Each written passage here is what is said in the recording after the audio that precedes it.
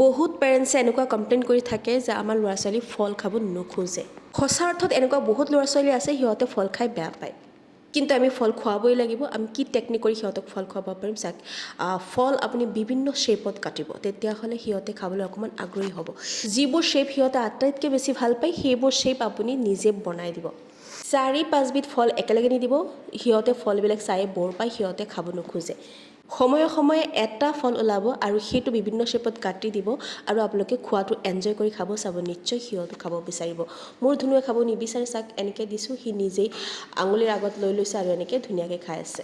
যিকোনো বস্তু যদি আপুনি জোৰ জবৰদস্তি খুৱাব বিচাৰে তেতিয়াহ'লে সেইটোৰ প্ৰতি তাৰ অনীহা আহি যায়, সেইটো বহুত বেছি বেয়া পায়। সেইটো কাৰণে কোনো বস্তুৱে আপুনি ভাত হওক, ফল হওক, যিকোনো বস্তু হওক, খোৱা বস্তু জোৰ জবৰদস্তি নকৰিব।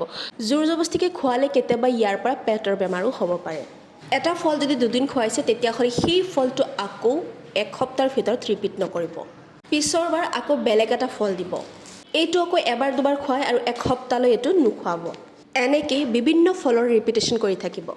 একেলগে বহুতকেইটা ফল নিদিব, কাৰণ সিহঁতে ফল এনেকৈ বহুতকেইটা একেলগে দিলে সিহঁতে আমনি পায় আৰু সিহঁতে এইটো বস্তু বুজি পায় যে আমাৰ বহুত আছে যেতিয়া ফিল কৰে তেতিয়া সেই বস্তুটোৰ প্ৰতি মানুহৰ অনীহা আহি যায়।